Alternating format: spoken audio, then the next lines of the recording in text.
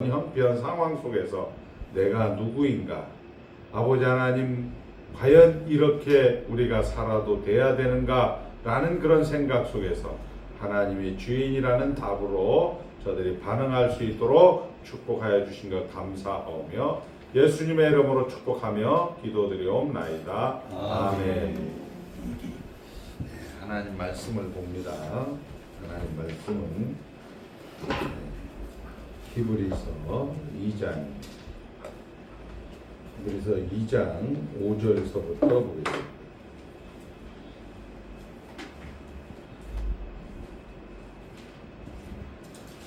히브리서 2장 5절. 제가 읽을 때 눈으로 귀로 잘 따라오시기 바랍니다.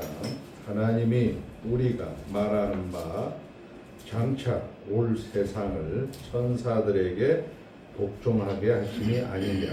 그러나 누구인가가 어디에서 증언하여 이르되 사람이 무엇이기에 주께서 그를 생각하시며 인자가 무엇이기에 주께서 그를 돌보시나이까. 그를 잠시 동안 천사보다 못하게 하시며 영광과 존귀로 가르치시며 만물을 그 발 아래에 복종하게 하셨느니라. 하였으니 만물로 그에게 복종하게 하셨은즉 복종하지 않은 것이 하나도 없어야 하겠으나 지금 우리가 만물이 아직 그에게 복종하고 있는 것을 보지 못하고 오직 우리가 천사들보다 잠시 동안 못하게 하심을 입은 자 곧 죽음의 고난 받으심으로 말미암아 영광과 존귀로 관을 쓰신 예수를 보니 이를 행하심 하나님의 은혜로 말미암아 모든 사람을 위하여 죽음을 맛보려 하심이라. 아멘. 하나님만 주이십니다. 네. 우리는 이제 네 가지 그런 구조 속에서 삽니다. 한번 따라합니다. 첫째 부활, 둘째 부활, 그 다음에 첫째 사망, 둘째 사망, 이렇게 되는데 보통 기독교 세계관, 우리가 요즘 나라가 뭐 많이 시끄럽지 않습니까? 그러면 우리 목사님들은 또 목사님대로 목사님들을 공격하고 서로가 서로가 이렇게 되는데 기독교 세계관은 우리가 첫째 부활에 참여한 사람, 우리가 죽어서 다시 살아나는 것을 우리는 둘째 부활이라고 하고 그리스도 안에 있으면 누구든지 새로운 피조물이라 이전 것은 지나갔으니 보라 새 것이로다 라는 첫째 부활. 그러니까 여러분들은 부활을 한 상태에서 예수를 믿는 겁니다. 그러니까 우리 어머니가 예수를 잘 안 믿어서 지옥 갈까요? 이런 말은 안 성립하는 거죠. 첫째 부활에 참여한 사람은 이미 부활에 참여한 상태에서 예수를 믿고 있기 때문에 우리가 보기에는 저분이 믿음이 별로 시원치 않고 이렇게 할 때에 가지는 그런 오해라든지 이런 것들이 성경과 관계에서는 하나님과 관계에서는 첫째 부활에 참여한 자는 둘째 부활에 참여한다. 그리고 첫째 사망은 육체와 그리고 영혼이 분리가 되는 것을 우리는 첫째 사망이라고 합니다. 그리고 두 번째 사망은 우리 성도들은 없습니다. 그러니까 우리는 이제 기존 교회 가운데서도 첫째 부활을 잘 이야기를 안 해요. 왜냐하면 기독교 세계관으로 설교를 하는 것이 아니고 세상적인 그런 세계관으로 열심과 명분과 윤리와 도덕으로 여러분들을 성도들을 교훈해야 되기 때문에 첫째 부활에 참여했다면 굳이 내가 열심히 할 필요 있겠어 이런 식의 우리의 타락한 본성은 가기 때문에 첫째 부활을 잘 이야기하지 않습니다. 그래서 우리 시중에는 시한부 종말론이라든지 종말에 대해서 되게 그렇게 많이 이야기를 하는 것이죠. 우리는 첫째 부활에 참석하고 둘째 부활에 이제 우리의 육체와 우리의 영혼이 만나는 날이 있습니다. 그리고 첫째 사망은 한 번 죽는 것은 정한 것이요 그 후에는 심판이 있으리라.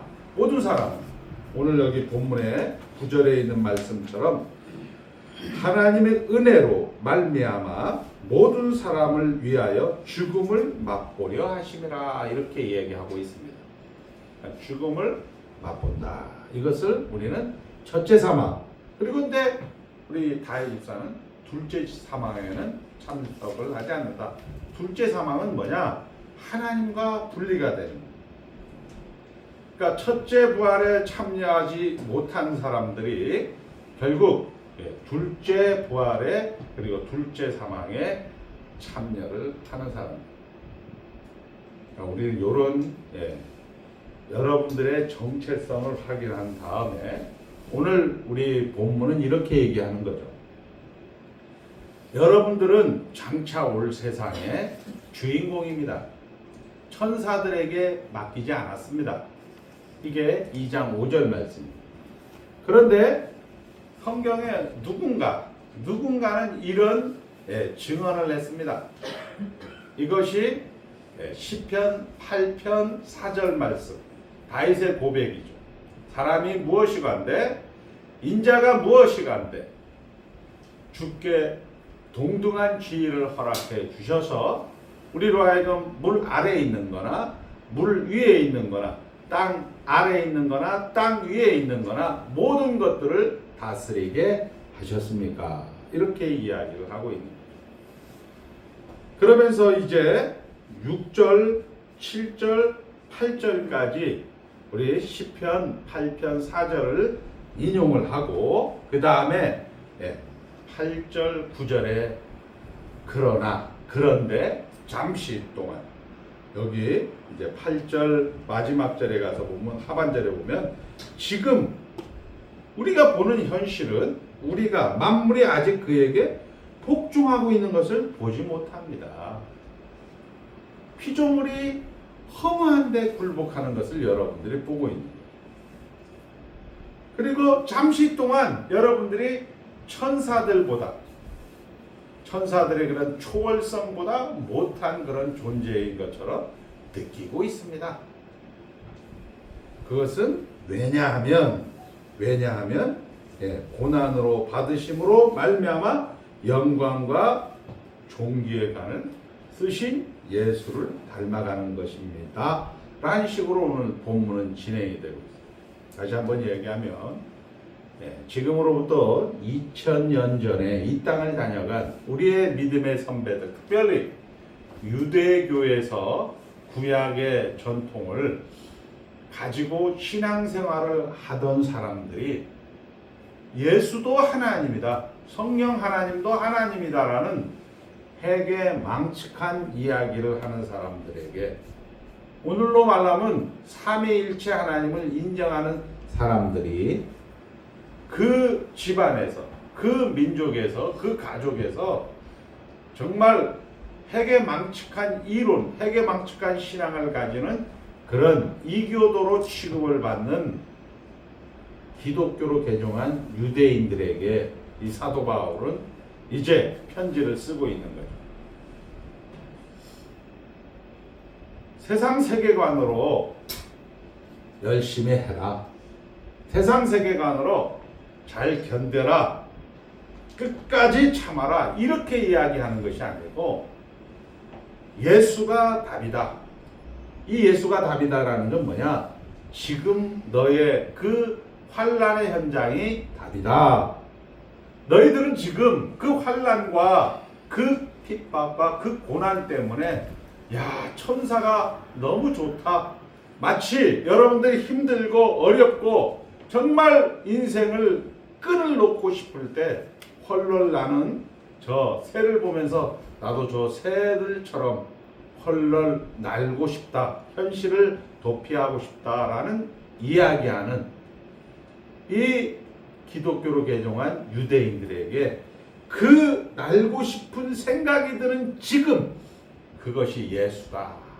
너희가 받은 구원이다. 이렇게 이야기하는 가운데 오늘 너희들이 앞으로 올 세상은 너희들이 다스린다. 그것은 성경 시편 8편 4절을 인용한 1절서부터 4절을 인용한 다윗의 고백에도 나와 있다. 그리고 또 이 고백이 욥기 7장 17절에 가보면 하나님 이제 제발 그만 못 살게 저를 놔두세요. 왜 이렇게 힘들게 하십니까?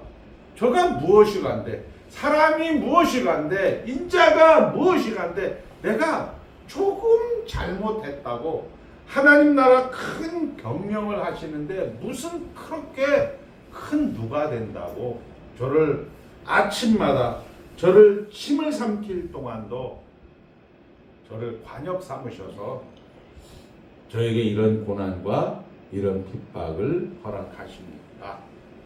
이렇게 이야기를 하는 욥기를 만나게 되어집니다. 우리가 다 하는 거죠. 철이 없을 때 엄마에게 아빠에게 나 밥 안 먹어. 나 집 나가. 괜히 뭐 나보고 나 달라고 했어? 이렇게 이야기하는 욥을 기록을 하고 있는 것입니다. 그러니까 하나님은 그런 현장 속에서 우리에게 계속해서 이야기하고 있는 거죠. 나는 따라합니다. 나는 내 아버지다. 나는 너의 아버지다. 이렇게 이야기를 하면서 우리가 그랬듯이 그 자식을 향하여서 빌고 있는 겁니다. 그러니까 신이 절대자가 그 피조물에게 빌고 있는 종교가 바로 기독교라는 사실이죠. 오늘 내용은 그런 겁니다. 그러면 오늘 여기에 보면 이렇게 되어 있습니다. 자, 9절에 한번 보겠습니다. 오직 우리가 천사들보다 잠시 동안 못하게 하심을 입은 자 곧 죽음의 고난 받으심으로 말미암아 영광과 존귀로 간을 쓰신 예수를 보니. 자, 그 다음에 8절 하반절에도 이렇게 했습니다. 지금 찾으셨죠? 지금. 그러니까 8절 상반절에 만물을 그 발 아래 복종하게 하셨느니라 하였으니 만물로 그에게 복종하게 하셨은즉 복종하지 않는 것이 하나도 없어야 하겠으나 지금 우리 집사님들이 보는 현실은 집사님들에게 복종하고 있지 않는 현실을 보고 있다는 거죠. 이 얘기를 하고 있는 거예요. 그러면 이 지금 복종하고 있지 않는 현실을 왜 허락하셨는가? 왜 허락하셨는가?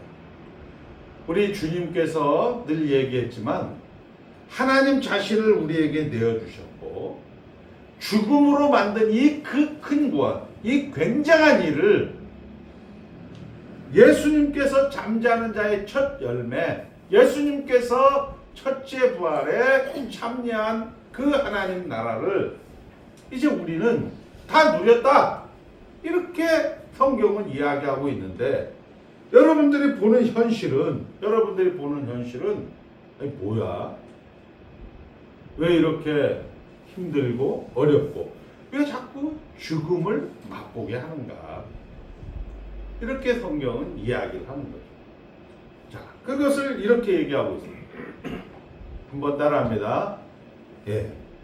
한 도매금, 패키지로 얘기할까요? 소포로 이것들을 일거에 한 방에 완성지까지, 그 목적지까지 이것을 데리고 가면 너무나 좋을 것 같은데 이 한 묶음으로, 한 도매금으로 행하지 않고 각각의 존재, 각각의 그런 모든 내용들을 이제 실력으로 만들기 위해서 그 도매금의 그 실력, 예수를 만들기 위해서 허락된 잠시다. 이렇게 성경은 이야기를 하고 있는 거예요.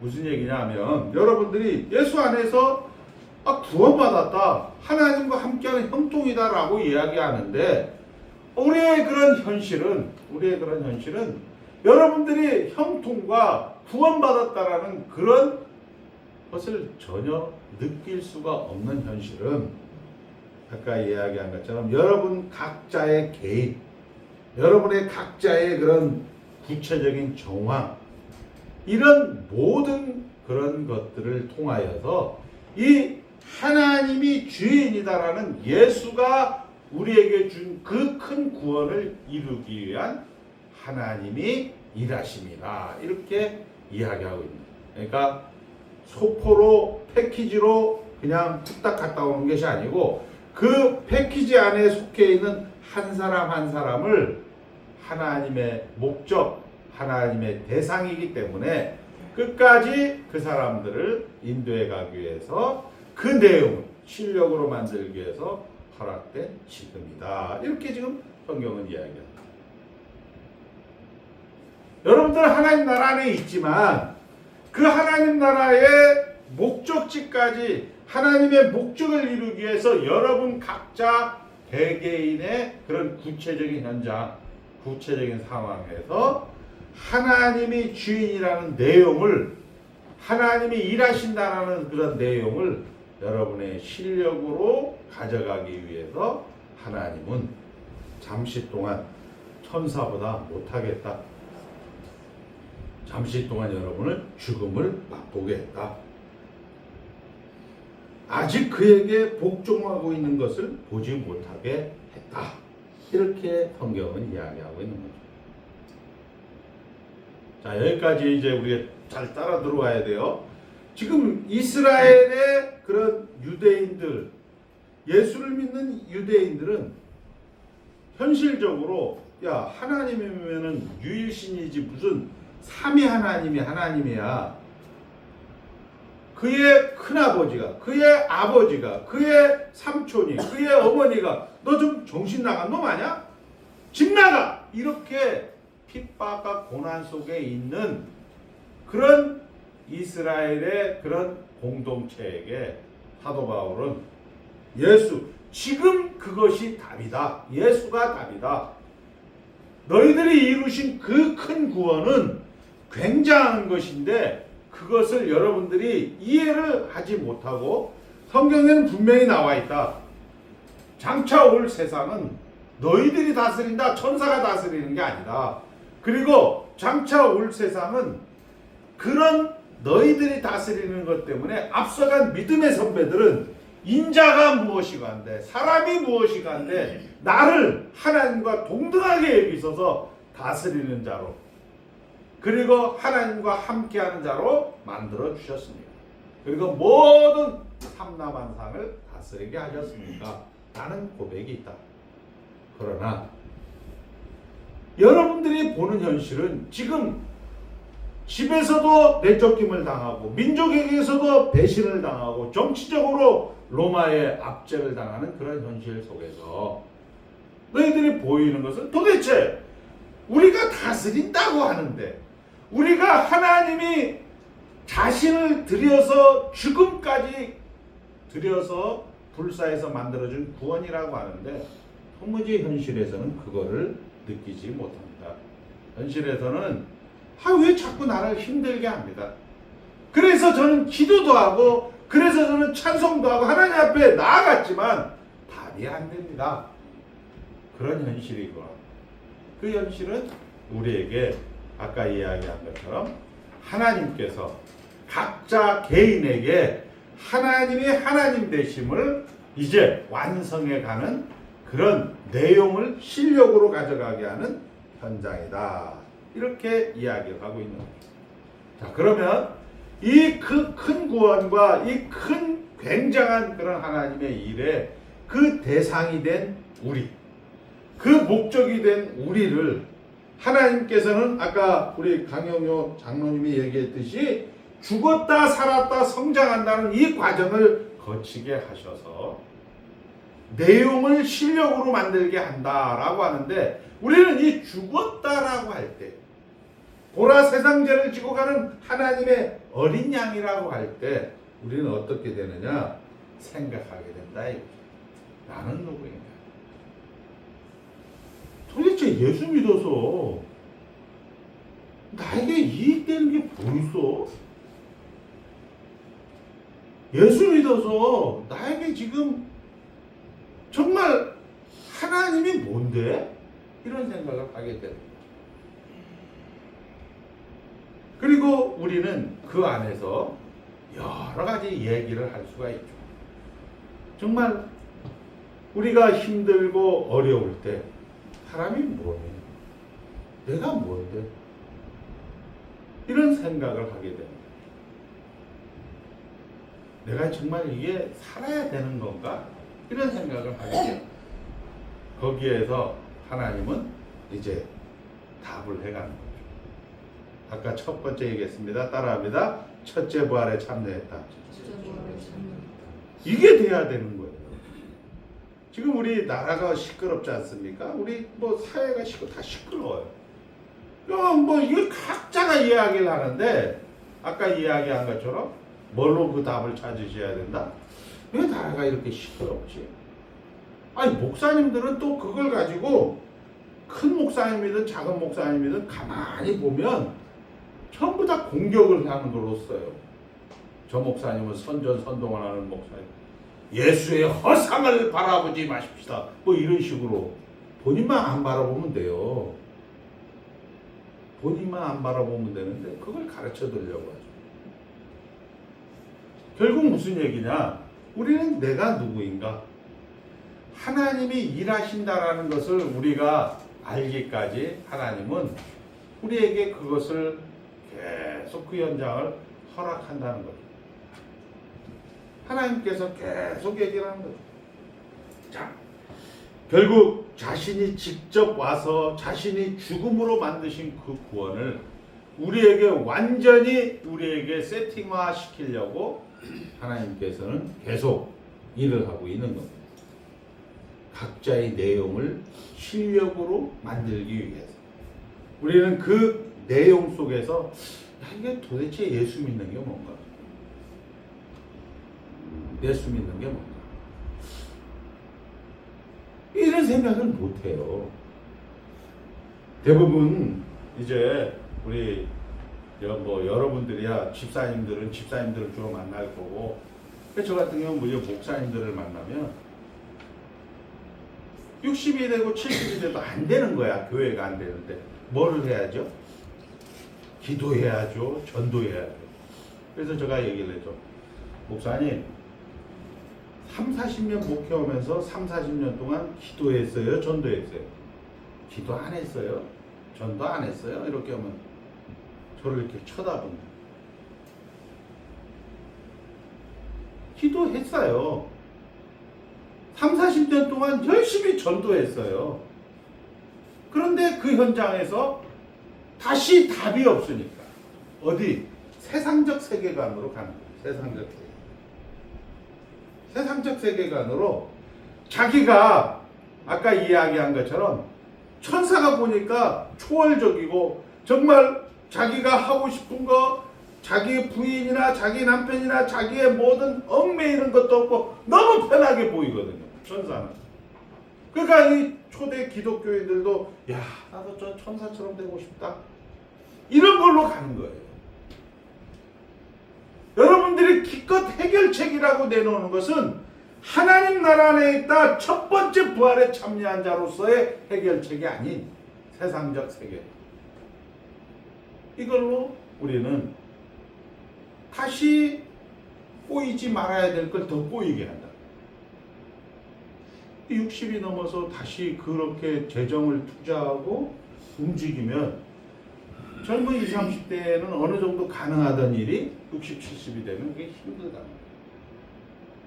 이 연습을 안 해보고 익숙하지 않았기 때문에, 하나님 나라 세계관이 익숙하지 않았기 때문에 이런 부분으로 지금 히브리서는 이야기를 하는 거죠. 오늘 우리가 아버지의 영광을 보니 독생자의 영광이요 은혜와 진리가 충만하더라. 여러분들이 이야기합니다. 모든 사람이 죄를 범하였음에 하나님의 영광이 이르지 못한다. 모든 사람이 죄 때문에 하나님의 계획이 하나님이 성취하지 못하고 있었는데 그 아들 예수 그리스도가 옴으로써 하나님의 계획이 하나님의 성취가 되었다라고 이야기를 하고 있습니다. 아멘. 예. 하나님의 계획이 하나님이 성취했다라는 얘기는 뭐냐? 결국 여러분들이 지금 오늘 여기가 예수라는 것으로 하나님의 계획이 잘 성취되고 있다. 이걸로 여러분들이 여러분의 현실을 받아들이지 못하게 되어진다면 아까 얘기한 좀 전도해야죠. 기도해야죠. 전도 기도가 나쁘다는 얘기가 아니에요. 우리는 그렇게 갈 수밖에 없는 그런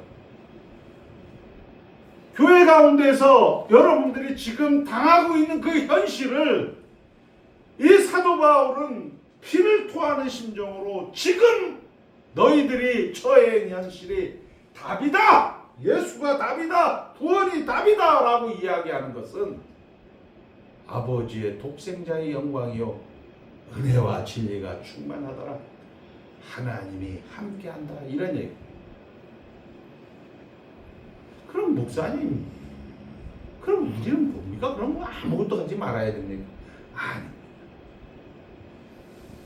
늘 이야기했지만 우리는 정말 우리의 영광을 제대로 알게 되어진다면 하나님이 기꺼이 우리에게 빌고 있고 하나님은 내 하나님이다. 하나님은 너를 사랑하신다.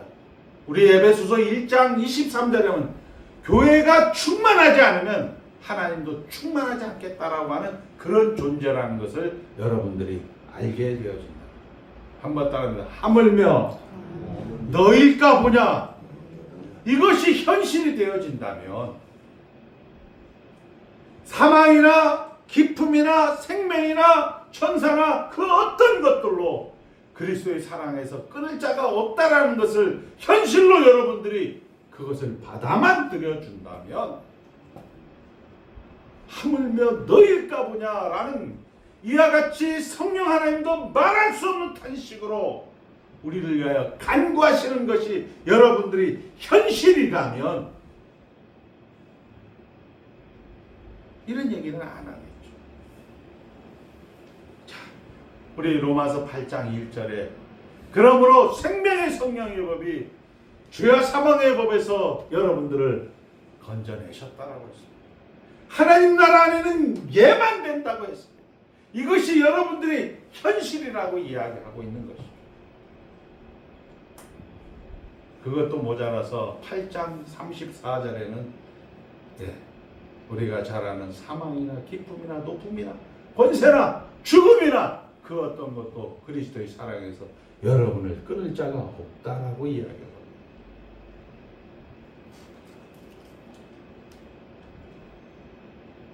요백에 얘기하잖아요.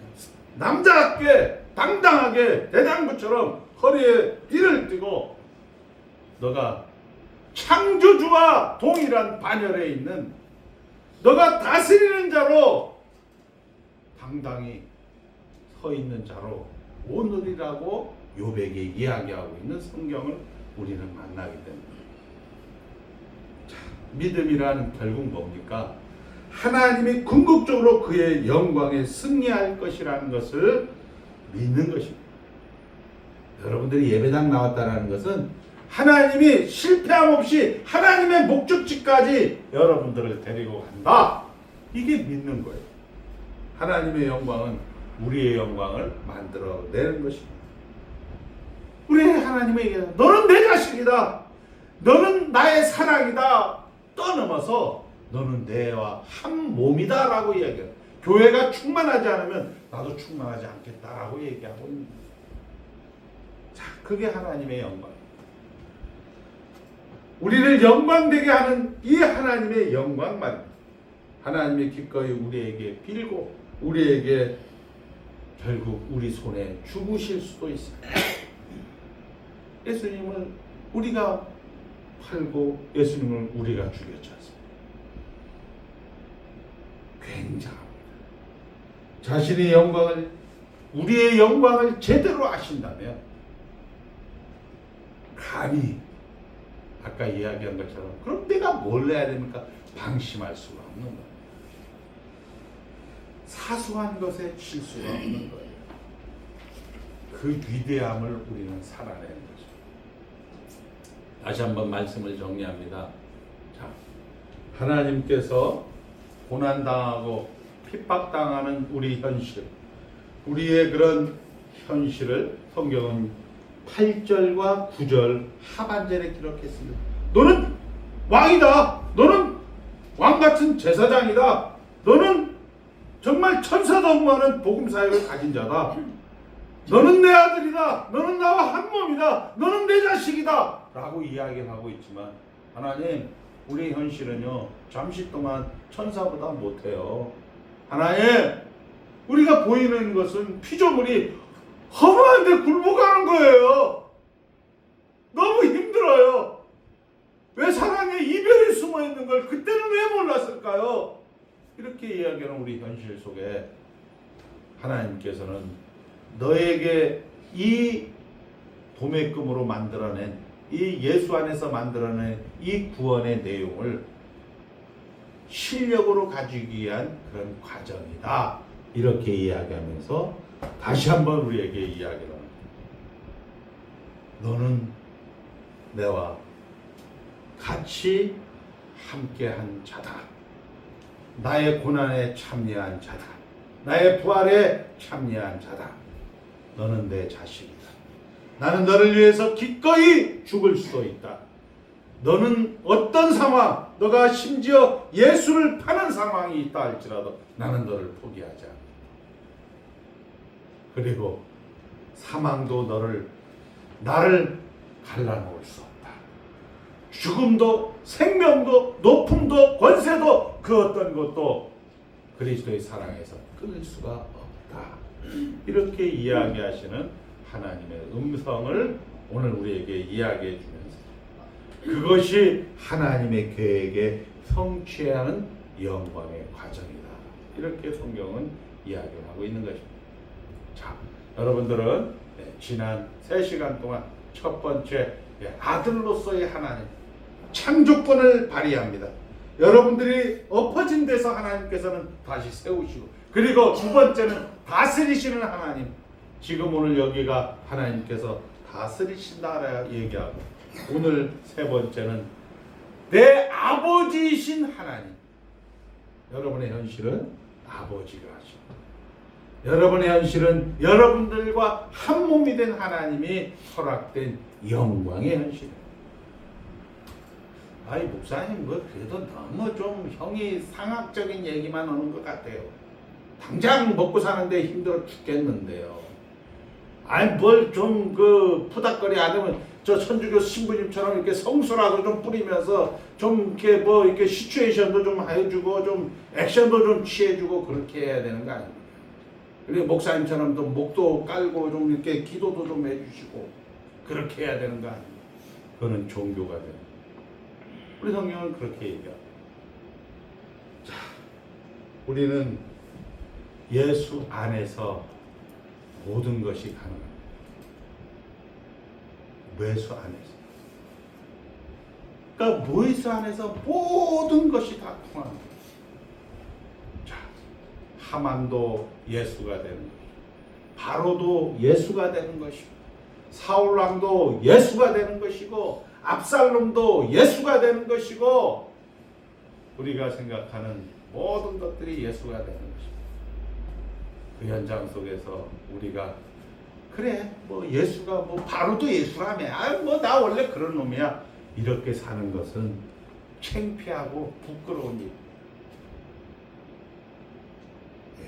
하나님이 자녀로서, 하나님의 사랑을 받는 아들로서 하나님이 이 사소한 일에 질 수가 없다. 이런 위대한 인생을 살아가시는 귀한 성도들이 되시기를 주의 이름으로 축원드립니다. 하나님 아버지 감사합니다. 이 땅을 다녀간 믿음의 선배들이 동일한 역사 가운데서 동일한 시간 가운데서 가만히 살펴보니까 지금 오늘 우리가 여기에서 당하는 현실을 그대로 살고 있는 것을 보게 되어집니다. 성경은 우리가 힘들고 어려울 때 하나님 살려주세요. 그러면 하나님께서는 선지자와 사사들을 보내면서 그들을 다시 회복시켜 주십니다. 그리고 이제 그들이 다시 회복되었을 때 그들은 또 하나님을 멀리하고 자기 마음대로 자기가 주인이 돼서 자기가 일을 하다가 또 그들에게 현실의 무거운 벽 앞에 또 하나님 살려주시옵소서라고 이야기하는 것이 세상의 역사입니다. 그러나 하나님께서는 하나님이 우리에게 너는 내 아들이다. 나는 너를 위하여 기꺼이 내 목숨까지 내놓을 수 있다. 너는 나와 한 몸이다. 라고 이야기하면서 하나님께서도 1년에 52주를 우리에게 대표성으로 하나님께서 반복하여 와서 아버지 하나님 집 잘 들어와라. 아버지 하나님 우리에게 하나님 왜 다른 신을 섬기지 말라고 교훈하고 있습니다. 마태복음, 마가복음, 누가복음, 요한복음이 있어서 반복하여 우리에게 말씀하고 있습니다. 나는 너를 기필코 하나님의 목적지까지 하나님의 완성의 자리까지 데리고 가겠다는 하나님의 의지를 우리는 오늘 이 히브리서 2장을 통하여 확인하게 되어집니다. 이런 은혜를 받은 자로서 아버지 하나님 우리가 우리의 현장 속에서 감사가 차고 넘치게 하여 주시고 우리의 현장 속에서 만족이 넘쳐나게 하여 주시옵소서. 예수님의 이름으로 축복